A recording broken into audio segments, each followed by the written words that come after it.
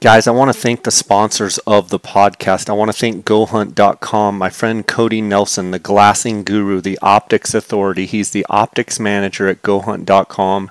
If you have any interest in buying optics or have any glassing questions, whether it be tripods, spotting scopes, rifle scopes, range finders, anything to do with glassing, give Cody a call, 702-847-8747. That's extension 2, or you can email him at optics@gohunt.com.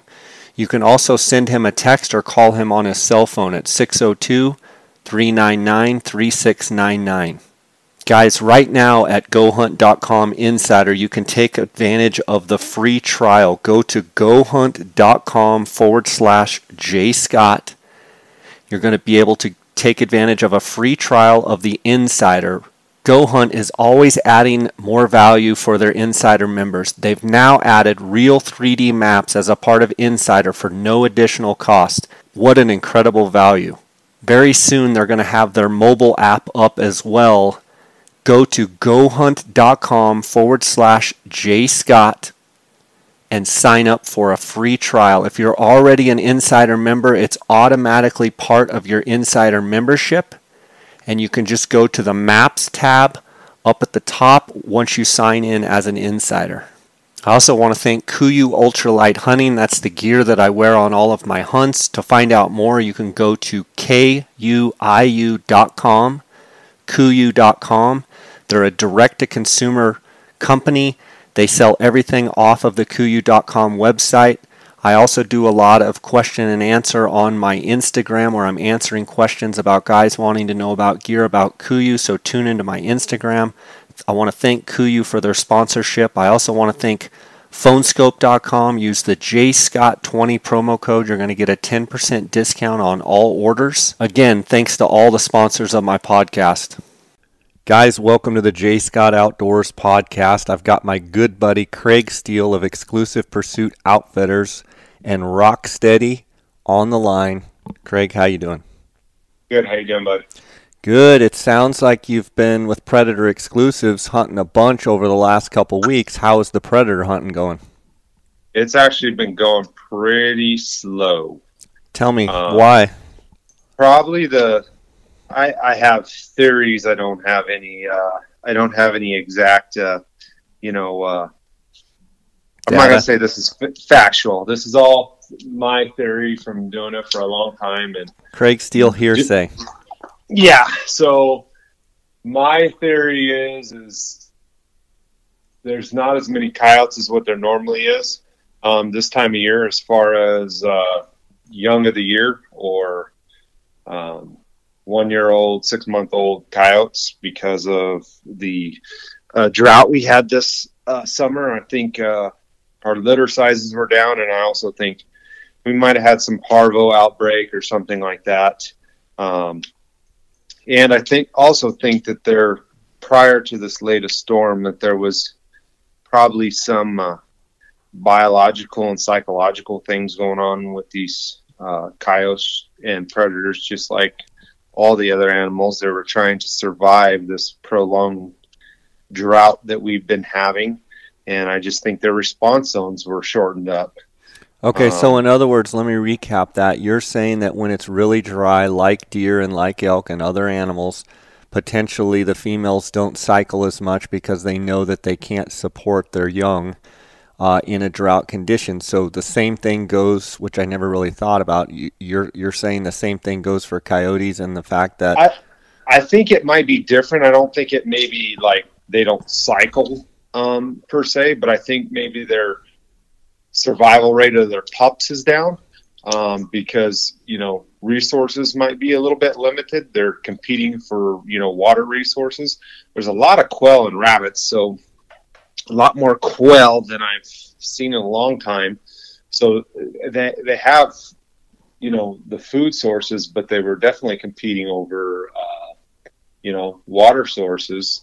So, I think there's something to play. They say with coyotes that the female has something built in. So when a pair or a group will howl and they don't get any responses, they say their body goes into some sort of produces some sort of chemical reaction to where the litter size will be bigger.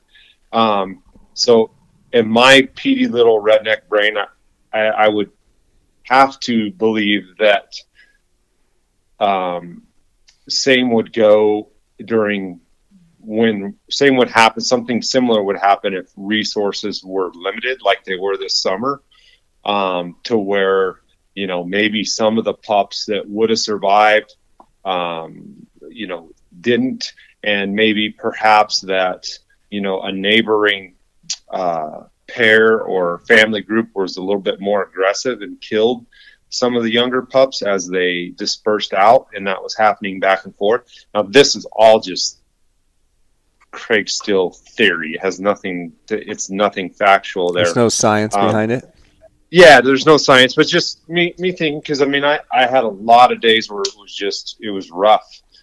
Should have been good days. So you're still killing them, but you're just not seeing the numbers like what you have. Yeah, I had 2 or 3 days where I didn't call it a coyote, and with good weather, that will happen when you get, high pressure, warm temperatures. It's blowing, 30, 40 miles an hour. That's going to happen.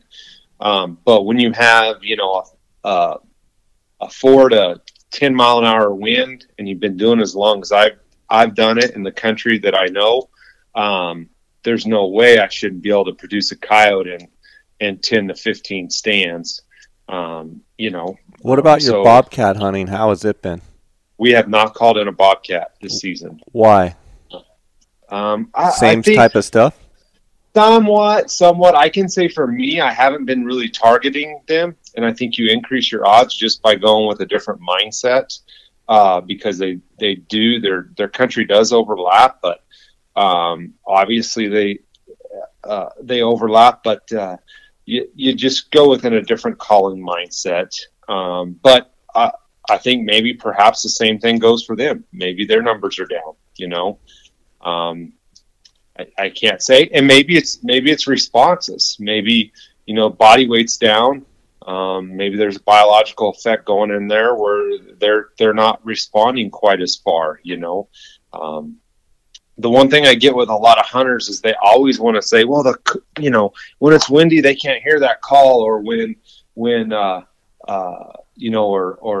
they're not hearing the call's not loud enough, even when it's not windy, or how far will they come? So many people totally forget that it's not necessarily that they can't hear it all the time. It's the response zones. They're just like human beings, and they're just like elk or turkey. If you set up right on them, you have a lot better chance, if you're undetected, of calling them in, versus if you set up 2 miles away and they're, busy going through their coyote or bobcat day, doing whatever it is. Maybe they have a kill, maybe they don't. Maybe they're in their territory. There's a boundary there. So there's a lot of misnomers when it comes to, how far they can hear. And it's not just that they don't hear you, it's just like a big bull elk. You may cow call or bugle at him, and he might be a mile away and you can hear him, but he's 99 got his cows, or he's not coming, right. But if you get in tight and, he's sleeping during the middle of the day, and give him a couple cow calls, depending on his mood, you have a better chance of him coming. Same goes for coyotes, bobcats, fox, whatever. The closer you can get undetected, the more, the higher your odds get of calling them in. So I think their response zones might be just a little bit limited because of the conditions. They're risking less, and they got to eat meat. I also think a lot of coyotes are eating a lot of juniper berries, just like the deer and elk were. They eat them in times when it's not drought. So why wouldn't they eat them, in times of drought? So, that's just some of my theories. I could be totally wrong, but I doubt it. Where I'm at. So let's talk about this latest storm. How much did you guys get around in your country, and what are your thoughts? We've got, I'm just off the edge of elk country, but as soon as you start getting to elk country, they got, anywhere from 8 to, all the way up to Flagstaff, and like 20 4 inches or something like that. So a lot of snow. There had already been some previous storms in late December and January that were just kind of, 2-inch dustings per se, and a little bit of rain. The ground, I was up in 10 the other day, and before this storm, and there were some areas that were wet and there were some areas that weren't that wet. So, it was a really good storm. Great timing. We needed it. Now we're just going to hope and pray for some more storms to continue to stack up to, try to inch our way back out of this, In your mind, is your mindset different than it was, say, 10 days ago going into this application season with this storm that we did get? Does it change anything in your mind as to how this upcoming year would be? Or I'm definitely, you're definitely a little bit more optimistic, as far as like initially. And then today or last night and this morning, I've been on the Climate Prediction Center just because, immediately after the storm started getting questions. And I always tell guys that I've hunted with or want to hunt with us, especially when they've got high point totals, to always wait. And I know everybody's like, well, what if the system crashes? Always wait until the last minute, because this draw cycle for elk is too early. It's too early to predict antler growth. It's a crapshoot, It needs to be, if the application deadline was April, it'd be perfect. We'd never miss. You know what I mean? Right. You'd be be able to predict way better. Yeah, but right now we just can't. I know the elk are down in body weight, but they usually look like crap going into this, whether they have a hard rut or not a hard rut. Last year they didn't really have a hard rut, but they look like crap. But looking at the climate prediction 3-month outlook, it's showing a 50% chance of below average precipitation. It just came out on January 21st for February, March, and April. So that's not good. Now, could they be wrong? There's a reason why it's 50%. So you're saying there's a chance. Yeah. So you just don't know. I would just wait till last minute. If I was somebody that was a non-resident or resident with close or at max points, I would make sure I had my point guard. And we wait till the very last day. There's another storm supposed to come in Friday. It doesn't sound like it's that big. What is today, Jay? Thursday, so tomorrow. There's another storm January 28th or something. Yeah, it's January 28th. So there's another storm supposed to come in on the 29th, and then I saw next week there's another one supposed to come in. But I don't know the strength of the following one. I know Friday's not supposed to be that big, but I would wait. You got till February 9th. I'd put my app in February 8th or 9th, see if it got any better. And then if I did apply, let's say we got another big storm next week, then if I had point guard, I'd apply for the whatever tag that I wanted, whether it be 10 early archery, 9 muzzleloader, whatever tag you wanted to get with those max points, and make sure you select point guard. If you don't have point guard, maybe it's a year you. It's $5. If anybody needs to borrow $5, just have them send me a message on Instagram. I'll loan them the $5. You know what I find? If you're so tight that you're not checking the box, then we've got issues. We have other issues we need to discuss. Jay, I saw somebody a couple days ago post, well, it might be a year you want a point guard. And it's like, if you've got, let's say 10 to, below max, let's just talk about elk, 10 to max 18 points. Well, max, it shouldn't even be a question. Right. But if you have over 10 points, you should do point guard every year anyway. Spend the $5. Who cares if the game fish is making money on you or whatnot or whatever? It's $5 freaking bucks. Right. That's what a Starbucks is. Right. You know what I mean? So that's just stupid. That's just all right. Dumb. Let me ask you about Unit 10 specifically, since you are the Unit 10, you and Lee are the Unit 10 masters. What are you seeing as far as trend, as far as the elk quality and age class. I know that, years ago we had the 100 tags in the early rifle hunts, and that really took its toll. What are you seeing? Is it getting better? Is it the same? Is it worse? Where are we at? Well, I wish we had all of our teeth data back to give ages. I would say I think it's getting better, Jay. Obviously applications are doubling and tripling there because of us talking about it. I do see it getting better. As far as age class goes, it needs to continue to, the tags do not need to increase, which they did this year.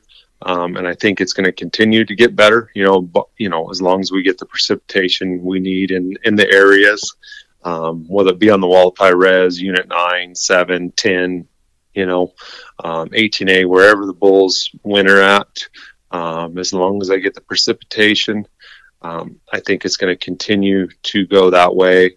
It's still not 2005. It's still not, 1998. There's still a lot of big bulls, or a lot of bulls being taken. I shouldn't say a lot of big bulls. I saw where the Go Hunt didn't have the harvest data for last year, but they had 2019, and on the archery elk hunt it was 55%.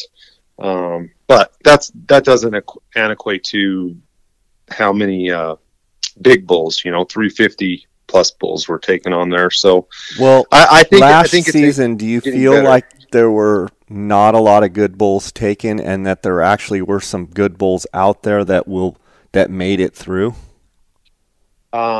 I can speak for us. We had our highest gross scoring average ever, which was like in the I could be off by 10 inches because I don't obsess on it, but I think it was around like 375 inches or 370, maybe been 372 was our gross score, which was our best ever for Unit 10 since we've started EPO in 2013. I think we definitely, guiding most of our hunts on private land have a significant advantage as far as that goes. But still, if you're in Unit 10 and you're private and you had your best grossing year ever as far as, overall gross numbers of bulls, that's a good indication of the trend that Unit 10 is going through. Yes, I do believe that. And I think there's a lot of bulls. Again, what was worse than ever this year, and since I've been old enough to know the difference, but let's say the last 15 years since I've been really in it, it was the worst breakage on antlers that I've ever seen. What do you directly attribute that to? Lee thinks it's, in his opinion, he thinks that they didn't calcify because they didn't get that, that finished out feed. I can't necessarily say, whether, I agree with that to some degree. But I also think that, when cows did come in, they were competing for water sources. So there was scrapping, but there was just like little bulls with whole main beams, like 3 or 4 points with 3 or, broken off complete main beams. And then, same thing goes for big bulls, a lot of big bulls just main beams completely gone. Sometimes some of them were all the way below their G1, they were broke off.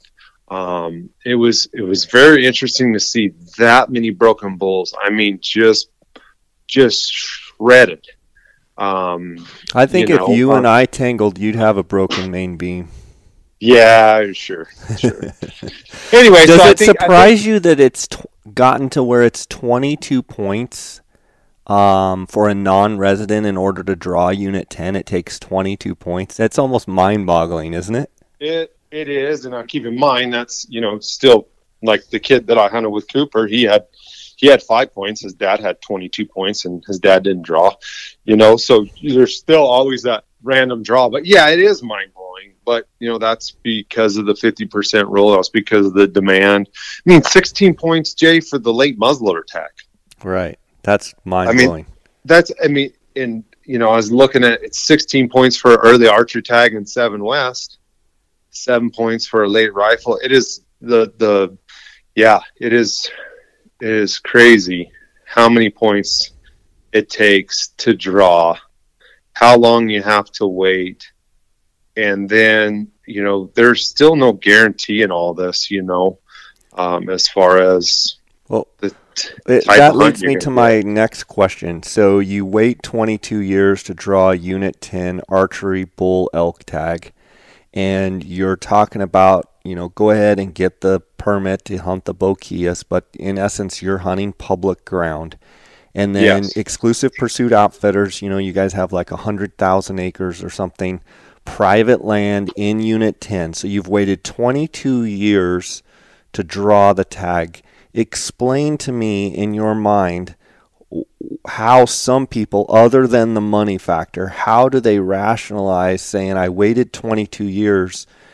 How are they not just lined up one after another to come hunt the private ground when they've waited that long? And if they are able to break that down over a 22-year period, the amount of money that it cost them to hunt private ground and have a 22-year worth experience compared to the public ground. And granted, I guided in years on public ground in Unit 10 and had some great hunts, but the beauty in my mind of hunting private ground in Unit 10 is the fact that you don't have people all over you, and you can kind of pick and choose and hunt quality bulls without having pressure where, over on the public side, if you will, or over on the boquillas, like you've got people everywhere. No, I mean, it's a huge advantage. I think when it comes to any sort of hunt like that, it's the market is the market, right? So, some people just don't look at it that way. And some people just see, a big bull and they just automatically assume that, they think that they're going to get their opportunity. So if there's 100 tags and 2 big bulls got shot, they think that could be me, instead of saying, well, why don't I go on a place where there's private and I'm only hunting with a couple of other hunters as opposed to 100 other hunters. They get in the mindset that they can do it, and if somebody else did it, they can do it, and then they end up shooting a 320 bull, and they're like, why didn't I go? And And I get that. I get that mindset to some degree, but what happens a lot, I think a lot of people aren't honest with themselves, with their ability as a hunter. And that's just the bottom line, is a lot of guys aren't. Right. Or their sacrifice and willingness to put in the work that it takes to kill a couple of those good bulls on the public ground. Whether exactly. it be not sleeping for 3 days and, hunting. Most guys that kill the big stuff on public ground, let's be honest, most of them are locals or guys that are just gritty as hell. Right. And then you have your occasional guided hunter that, he's got a good guide, and you need luck, you need, fate to happen, but that he's got a good guide that they burrow in and they're able to get it done.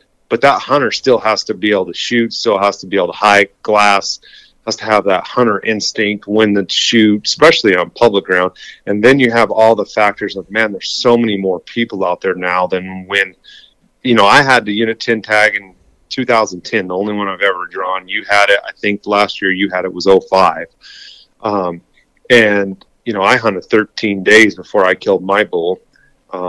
Had some encounters with some good bulls, but it was tough back then. And I bet there was half the pressure that there is now. And I bet when you had the tag, I bet there was half the pressure than when I had the tag. Yeah. It is the pressure on the public side has gotten increasingly more difficult. Yeah. In my opinion, and we even see it on our late hunts.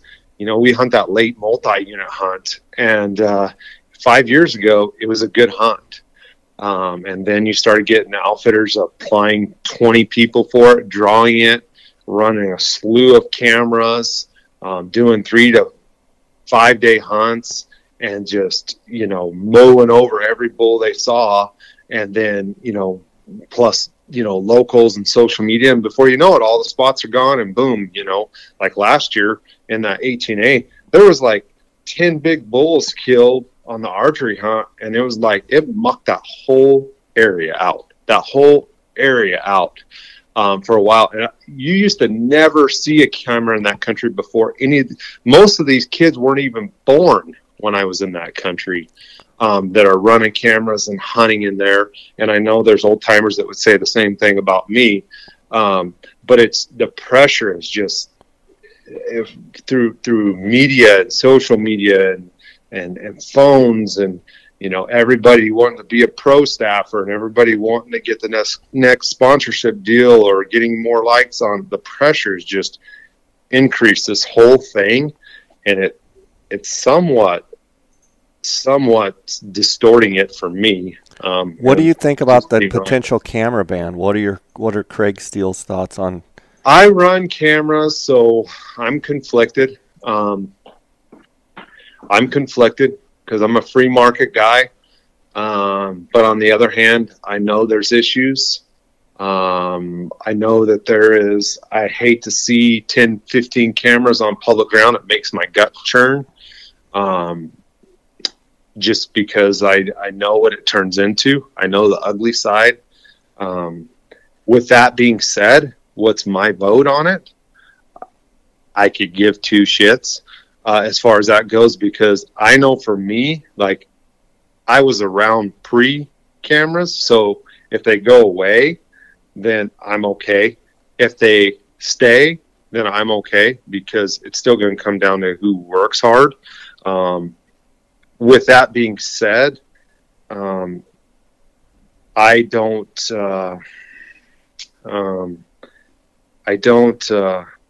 really care one way or the other, because I'm just going to adapt and overcome. And it's interesting to see. Winners win, don't they? They do. That's How about truth. your boy Tom Brady, by the way? Winners win, don't they? Sometimes I hate talking about Tom Brady on here because he gets emotional. People like to give me crap about it. Yeah. But it just goes to show. I mean, I haven't even watched a single football game this year because of, other reasons. But here Tom Brady goes to a completely different team, and he's in the big show again. Like, yeah, he winners win, and he's on a totally different team. And what you're saying is, whether there's cameras or not, it doesn't really matter to you one way or another. You're going to adapt, and you're going to do what you do. And you were there before cameras, and you were there during cameras, and you could do both. I'm not gonna go cry, and I'm not gonna go stampede, and I guess to me, here's my biggest thing is if it does come down, here's what I would like to see. I'll go on the record. Should I drum roll? If they propose, or they have proposed, but if it goes through, I think it should be a season. So I think from August 1st to January 31st, don't use cameras for hunting. Outside of that time, let the industry survive. Let the cameras be. Let people get pictures. Let people have the activity. Let people get inventory, so to speak. And yeah, you're going to have the issue with the auction and the raffle hunters, whatever that may cause. But don't kill the industry. That's my free market, and my that's what I want to see. If they say, well, we're going to ban them, don't ban them completely. I think banning them completely is not the right move. If they're going to do it, put a season on it, let guys get, camera pictures, let the industry survive. We're going to go through enough economic issues over the next, 5 to 10 years. As it is, I just that's just my personal opinion. If they do it, do a season. Okay. Real fast, and then I want to jump into antelope. So we talked about the Unit 10 archery. You still like the Unit 10 early rifle, phenomenal hunt, right? It's a good hunt. It is a good hunt. The last 2 years have been really good because for whatever reason, some of the biggest bulls haven't always been broken because their rut's been so weird. In which I say that kind of conflicts because I was just telling everybody how all the bulls were broken, but it seemed like maybe they had a spike in the mature bulls stay out of the fray until it gets really ruddy, and then they come charging in. And what you're saying is they kind of let everybody else fight, and then all of a sudden they show up and they breed all the cows. That's what I see as well. A lot of times on the '06 is, all of a sudden the big bulls just show up and they do their thing. Okay, so archery, early rifle. Talk to me about the late archery in 10 and the muzzleloader in 10. Your thoughts? I don't even want to touch the late archery. Like, have at it. That's a resident, gritty son of a gun that can do it 5 times, or a non-resident DIY hunt. Tough though, right? Yeah, super tough. I mean, it is what it is. You better have a spotter, or hunt somewhere where you can sit water, and be gritty as heck, and plan on doing it 4 times to kill a big bull.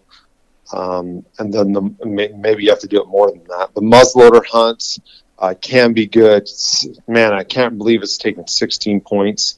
I mean, that's the same as an early archery tag in Unit 7 West. So, man, do you want to hunt the rut in 7 West on a good year, or hunt late muzzle? If you're that type of guy, if you're a guy that can get around and hunt with a bow. So, we're starting to get in areas where it's really, people just need to be honest with their skill sets, their resources, their time limit, and their how much they value the hunt, and make sure if they do go with an outfitter that they pick a good one that's going to take care of them. Because 16 points, you can get the muzzy tag, late muzzy tag in 10, or you can get the archery tag in 7 West, or probably I didn't look at like a Unit 8 or a 4B, but I think those are some sleeper units that on a good year you can slide in there, because not everybody's going to be able to wait, because Unit 10 archery elk is going to be 25 points before we know it to draw it. All right, let's switch over to antelope, since you are the antelope guru, the Jedi master. What are you thinking on antelope? What's your thoughts with this drought and bucks? And are we trending up? Are we trending down? Where are we at? Overall population, I believe we're trending down. That's just, I don't know if that's factual or not, but just from what I see, a number of fawns that I saw this last year, I did see some good bucks after the season was done. I saw 4 or 5 bucks that I thought could be in the mid to high 80s. That it was awesome. I didn't see volume, anywhere I went, whether it be 10, 9, 18A, 19B, 5B. Scouted a lot for the auction tag, and we elected not to shoot anything, so we'll be hunting that. But I didn't see volume, but I did see some good bucks out there. There's always that misnomer, or I shouldn't say misnomer. There's always that people always talk about how antelope do better in drought conditions, but the drought was during the summer. That's not their growing season. The growing season started in essentially December. So if we don't stay droughty, whether or not that's true or not, like, that could have little to no impact. I don't see antelope being impacted, especially in Arizona, as much on low elk antler growth or low precipitation years from January to March as what is led to believe. Their bodies are a lot smaller. They're more like sheep. It definitely can impact them, but they rebound quickly. I would say it's going to be a good year. There's going to be some big bucks killed. Last year there was some really big bucks killed. all throughout the state. Most of them I screenshotted like 4 or 5 bucks that I thought were in the mid to high 80s that were killed by guys that applied for areas that they knew really well, and they went in and pounded it and found the best buck and killed tanks, you know. So what are the top 5 units in your mind for antelope? For me personally, as a guide and as a hunter, my top areas that I would want to guide and take hunters in, that I think I can do pretty damn well is 19B, 18A, 10, 9, and then probably 5B or 4B. Okay. I'm taking all that in. What about Unit 8? Unit 8, I know some guys struggled. Seemed like they struggled there, and they increased the tags. Could be a year that they struggled last year, and this next year, you know, their antelope are obviously different than elk and deer and sheep. That doesn't take them 6, 7 to 8 years to get big. You know, 3 to 5. They're about as big as they're as big as they'll ever get. So next year could be a good year. I used to like it. I got to look at the tag numbers, but I don't think they changed them. I thought they increased them last year. I think there's a little too many tags in there. Here's a personal question. Are you as passionate about antelope as you've ever been, or has your passion for antelope waned at all? Has not. I like big antelope. You like big bucks, and you cannot lie? So if they're big, they intrigue you. If they're just dinky bucks, you could care less. Yeah, and that sounds kind of shallow, but it is what it is. I'm kind of the same way with several animals. I mean, it just is what it is, and a lot of people don't really know. Like big, massive antelope are just dinosaurs on the ground. It's just another level of a buck, and they're just cooler than hell. So are they as cool as a turkey? Oh my gosh. A big old fanned out Gould's turkey, are they as cool as that? My mom told me never to say anything that wasn't nice. So. All right. Last question of the day. How the heck is Rock Steady going? Because I'm seeing it getting tested. I'm seeing, I know you personally very well, and I know your attitude towards perfection. And I know you've been working on this thing for a long time, and you've got a million prototypes. And just what's going on? So we are. What is it? It's January. This fall, I basically. This last fall? Yeah, this last fall. So I want to say September. I brought on a partner. His name's Josh Friesland. He's the lead designer, engineer, and on the bipod and on the products that we're doing. Specifically, obviously, we're doing the bipod right now. That's our initial product. It's evolved into we're not just doing a bipod. I had to kind of slow myself down because there's other things that we want to do besides the bipod. So it's been a process to slow me down and not just show everything on social media that we're doing. But the bipod is, for lack of better terms, badass. We've got the bipod basically completely done, except for we've been working through some issues with carbon fiber tubing. As far as from manufacturing, we had to do some somewhat proprietary stuff to make sure that our bipod is 100% made in the United States. And then working on some different leg latch designs. But the bipod is it's basically done the heart of what we call the heart of the bipod. We've got it. We've got a beta tester program now. So how's that going? Basically what the beta tester program is it was my way to get some other people involved in the product design. And so we've got 10 beta testers for this bipod that we, guys went to our email list, they signed up, and then we kicked out an email and said, who's interested in beta testing? And then we would look over their social media profiles, their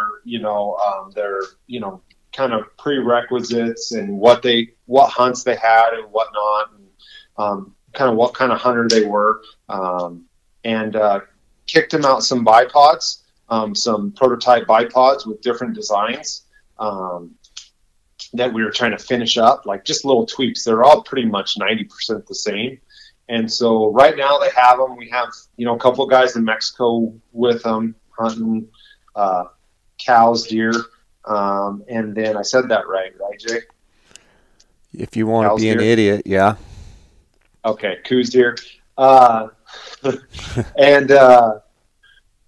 we're using them on predator hunts. I just got done filming and hunting with a guy named Kyle Kuchel, who's a big beta tester for it. He's been stacking up the coyotes with it. Obviously, I used some prototypes, 2 different prototypes this fall. We killed several animals. You can see on the Rocksteady Instagram with it. The goal's been to, with the bipod. Poppy's mad. Poppy, she heard beta testing and went crazy. Yeah. So the goal's been, the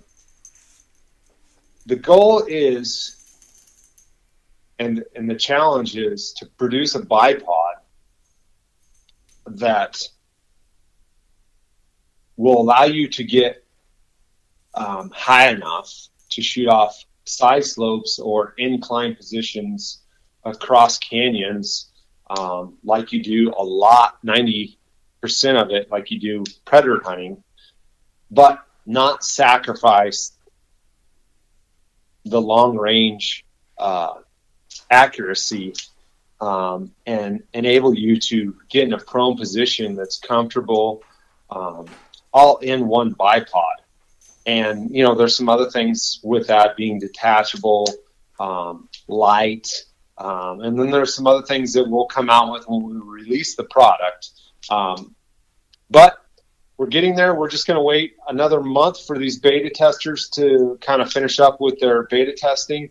I'm actually playing with the bipod prototype that I have right now, and I'm due to get another prototype with some updated parts, leg latches, because I didn't like these leg latches, and it's been a little bit of a challenge because of COVID with the carbon fiber stuff, and getting Well, once you release the product, I'd like you to come on here and talk to us from a business standpoint, some of the hurdles that you've faced over the last year and a half doing this. The reality is, and I've had this question a lot.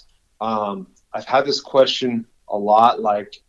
just had somebody on TikTok ask, their gun shop in Texas, and wanting to do it. The reality is, this is a niche market, and that we're going direct to consumer. There's no other way for us to do it. And maybe there will be in the future, but we're going to go direct to consumer, just like KUIU. It's, even more so for us being a niche market, you have to, in this day and age, you have to control, your customer cycle, and your product. And there's no reason to, basically hire somebody to sell this product. There's just not a big enough market. You want to have full control of talking to your customers, right? We want to have full control. And so, there's some other things we want to do. But when we launch, I'm not giving any launch dates or anything like that, but we are essentially, we're machining these in-house. We're building everything but the raw material, the aluminum, the steel parts in-house. Obviously, we're not mining those, but we're machining those, and then the carbon fiber is American made. So it's 100% American made product, built to last. There'll be different sizes of bipods, which nobody else has done, and drives me nuts because everybody pretends that a 5'3" person is the same as a 6'5" person, and that's just not reality, you know. And so we just want to make it better, man. Awesome. You know, I'm looking forward to it. Craig, it's always great having you on the podcast. I know the listeners really enjoy it. I want to give you a chance to let the listeners know how they can reach out to you, to talk some more Arizona elk and antelope, to talk some rock steady, even predator exclusives. What's the best way? So the best way is my Instagram handle is Craig Steele AZ. And then on there, my email's on there. And my phone number's on there. So you can get to me that way. If you don't have Instagram, you can email me at craigsteeleaz at gmail.com. And then, you know, from there you can ask me any questions about anything. I do have obviously other email address, but that's the kind of the most central hub just because I'm spread out in different directions. So that's the easiest way. Awesome, buddy. Thanks so much for coming on. Tell Lee hello, and we'll be chatting at you down the road here. All right, man. All right. Thank God you, bless. Jerry. Bye.